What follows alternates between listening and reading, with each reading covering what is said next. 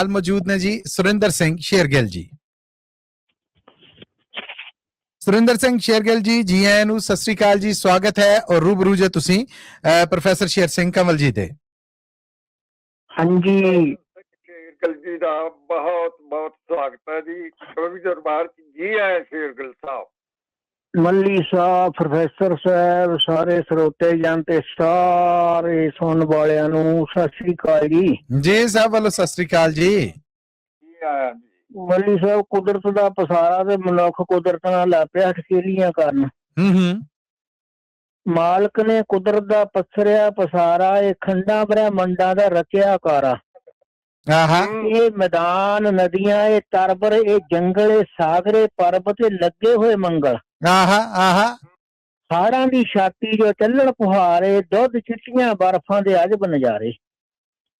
ਮਾਹਤੀ ਚ ਕੇਸਰ, ਵਨਫੁਸੇ ਪੈ ਟਹਿਕਣ, ਹਵਾਵਾਂ ਚ ਫੁੱਲਾਂ ਦੇ ਗੁੱਚੇ ਪੈ ਮਹਿਕਣ। ਕੱਲਾਂ ਦੇ ਵਿੱਚ ਖੇਤ ਪੈ ਲਲਹਾਉਂਦੇ, ਪੰਛੀ ਗੰਮੀ ਲੈ ਵਿੱਚ ਚਹਿ ਚਹਾਉਂਦੇ। ਵਾਹ। ਨਿਖਾਰਨ ਪੈ ਸੋਜਾਂ ਨੂੰ ਸਰੂਆਂ ਦੇ ਬੂਟੇ, ਅੰਬਾਂ ਦੀਆਂ ਸ਼ਾਖਾਂ ਤੇ ਕੋਇਲਾਂ ਦੇ ਝੂਟੇ। ਆਏ ਹਾਏ ਕਿਆ ਕਹਿਣੇ। ਇੱਲੜ ਤੇ ਕੋਲਮ ਅਸ਼ੋ ਮਾਸ ਕਲੀਆਂ ਦੇ ਸੰਗ ਕਰਨ ਭੌਰੇ ਖੁਸ਼ੀ ਰੰਗ ਰਲੀਆਂ। ਕਿਆ ਕਹਿਣੇ। ਗੁਲਾਬਾਂ ਦੇ ਗੁੱਚੇ ਦਿੱਲੀ ਪਹੁੰਚ ਧੂਹਾਂ ਤੇ ਆਵਣ ਬਜਦ ਵਿੱਚ ਮਹਿਕ ਲੈ ਕੇ ਰੂਹਾਂ। ਇਹ ਤਾਰਿਆਂ ਨੇ ਗੁੰਦੀਆਂ ਚੰਨ ਭਰੀਆਂ ਰਾਤਾਂ, ਇਹ ਬੁਲਬੁਲ ਦੇ ਨਾਗਮਿਆਂ ਚ ਸੁਰ ਧੂ ਪ੍ਰਭਾਤਾਂ। ਬੱਲੇ ਬੱਲੇ।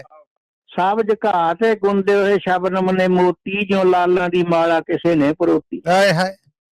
ਇਹ ਸਾਵਣ ਮਹੀਨੇ ਘਟਾਵਾਂ ਕਨਘੋਰਾਂ ਨੂੰ, ਤੱਕ ਤੱਕ ਕੇ ਖੁਸ਼ੀਆਂ ਮਨਾ ਲਈਆਂ ਮੋਰਾਂ ਨੂੰ। ਇਹ ਬੱਦਲਾਂ ਦੀਆਂ ਗਰਜਾਂ, ਇਹ ਬਿਜਲੀ ਦੀਆਂ ਚਮਕਾਂ, ਚੰਦਰਮਾ ਦੀਆਂ ਰੇਸ਼ਮਾਂ ਤੇ ਸੂਰਜ ਦੀਆਂ ਚਮਕਾਂ। ਵਾਹ ਜੀ ਵਾਹ, ਵਾਹ ਜੀ ਵਾਹ। ਇਹ ਠੰਡੀਆਂ ਤੇ ਨਿੱਘੀਆਂ ਹਵਾਵਾਂ ਦੇ ਬੁੱਲੇ, ਸਰਵਜ ਮਖਮਲ ਜਿਹੇ ਮੈਦਾਨ ਖੁੱਲੇ। ਤੇ ਕੁਦਰਤ ਦੇ ਰੰਗਾਂ ਨੂੰ ਜਾਣਨ ਦੀ ਖਾਤਰ ਮਨੁੱਖਤਾ ਬਣਾਈ ਚ ਮਾਨਣ ਦੀ ਖਾਤਰ। ਇਹ ਸਾਰੀ 84 ਦੀ ਸਰਤਾਜ ਕਰਤੀ, ਤੇ ਕੁੱਲ ਜੂਨ ਇਸੇ ਦੇ ਮੁਹਤਾਜ ਕਰਤੀ। ਵਾਹ ਬਈ ਵਾਹ।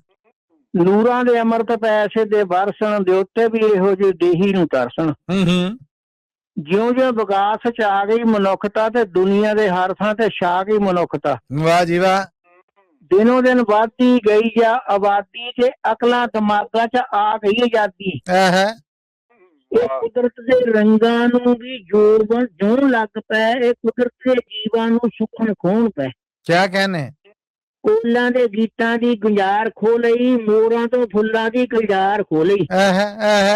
ਯਾਦ ਆਉਂਦੇ ਹੋਏ ਤੋਤੇ ਨੂੰ ਫਾ ਲਿਆ, ਬਾਗਾਂ ਚੋਂ ਕੱਢ ਕੇ ਤੇ ਪਿੰਜਰੇ ਵਿੱਚ ਪਾ ਲਿਆ। ਬੱਲੇ ਬੱਲੇ।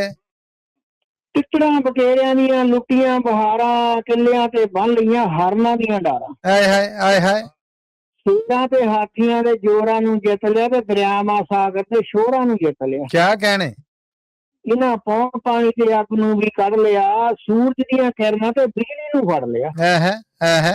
ਹੈ ਚੰਦ ਇੱਕ ਧਰਤੀ ਮਨੁੱਖ ਕਹਿਣ ਲੱਗ ਪਏ, ਕਾਠਾਂ ਚ ਉੱਡਦੇ ਹਵਾ ਲੈਣ ਲੱਗ ਪਏ। ਗੱਲ ਮੁੱਕੀ, ਹਰ ਸ਼ੈ ਤੇ ਕਾਬੂ ਨੂੰ ਪਾ ਲਿਆ, ਤੇ ਐਟਮ ਜਿਹੀ ਸ਼ਕਤੀ ਨੂੰ ਹਊਆ ਬਣਾ ਲਿਆ। ਵਾਹ ਜੀ ਵਾਹ, ਵਾਹ ਜੀ ਵਾਹ। ਕੁਦਰਤ ਦੇ ਛੋਟੇ ਜਿਹੇ ਸੰਗ ਨੇ, ਨੇਕਾਂ ਹੀ ਖੋਲੇ ਜਾ ਕੁਦਰਤ ਦੇ ਰੰਗ ਨੇ। ਬੱਲੇ ਬੱਲੇ। ਅਜੇ ਇਹਦੀਆਂ ਯਾਰੀ ਸਰਪਟ ਦੌੜਾਂ, ਦਿਮਾਗਾਂ ਦੀਆਂ ਬਹੁਤ ਵੱਧ ਰਹੀਆਂ ਦੌੜਾਂ। ਇਹ ਮਾਦੇ ਨੂੰ ਸ਼ਕਤੀ ਬਣਾਉਣੀ ਪਿਆ ਸਿੱਖਦਾ, ਇਹ ਸਾਗਰ ਤੇ ਧਰਤੀ ਬਣਾਉਣੀ ਪਿਆ ਸਿੱਖਦਾ। ਬੱਲੇ ਬੱਲੇ। ਆਪਣੇ ਆਪ ਨੂੰ ਵੀ ਬਣਾਉਣਾ ਪਿਆ ਸਿੱਖਦਾ, ਜਵਾਉਣਾ ਵਧਾਉਣਾ ਮਕਾਉਣਾ ਪਿਆ ਸਿੱਖਦਾ। ਇਹ ਕੁਦਰਤ ਦੇ ਸਭ ਭੇਦ ਖੋਲਣ ਨੂੰ ਫਿਰਦਾ, ਇਹ ਸੂਰਜ ਤੇ ਚੰਨ ਨੂੰ ਫਰੋਲਣ ਨੂੰ ਫਿਰਦਾ। ਏਦਾਂ ਹੀ ਇਹ ਕੁਦਰਤ ਦੇ ਕਾਦਰ ਨੂੰ ਵੀ ਡੱਕਣਾ ਚਾਹੁੰਦਾ, ਤੇ ਕਰ ਕਰਕੇ ਸੋਚਾਂ ਤੇ ਜ਼ੋਰ ਨੂੰ ਲਾਉਂਦਾ। ਉਹ ਸਰਵੱਗ ਖੰਡਾਂ ਬ੍ਰਹਮੰਡਾਂ ਦਾ ਮਾਲਕ, ਖਾਲਕ, ਨਹੀਂ ਬਚਾਉਂਦਾ ਅਨੰਤਾਂ ਦਾ ਮਾਲਕ। ਬੱਲੇ। ਜੇ ਕਾਦਰ ਨੇ ਰਚਿਆ ਜਾਂ ਕੌਤਕ ਨਿਆਰਾ, ਤਾਂ ਇੱਕ ਪਲ ਚ ਨਕਸ਼ਾ ਪਲਟ ਜਾਣਾ ਸਾਰਾ। ਹਾਏ। ਇਹ ਐਟਮ ਦਾ ਕਰਤਾ ਲੜਾਕਾ ਜੋ ਭਾਰਾ, ਇਹਦਾ ਫਿਰ ਪੱਥਰਾਂ ਤੇ ਹੋਣਾ ਗੁਜ਼ਾਰਾ।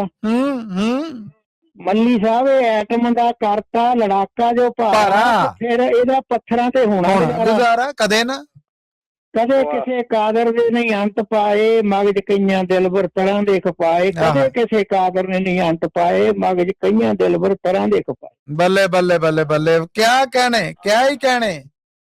ਕਮਾਲ ਹੈ। ਧੰਨਵਾਦ ਜੀ। ਸ਼ਾਨਦਾਰ। ਸੁਰਿੰਦਰ ਸਿੰਘ ਜੀ, ਤੁਹਾਡੇ ਵਾਸਤੇ ਜਸਪਾਲ ਸਿੰਘ ਵਿਰਕ ਜੀ ਨੇ ਜਿਹੜੇ ਉਹ YouTube ਰਾਹੀਂ ਮੈਸੇਜ ਭੇਜ ਰਹੇ ਨੇ ਕਿ ਕਿਆ ਕਹਿਣੇ ਛਾਗੇ ਜੇ।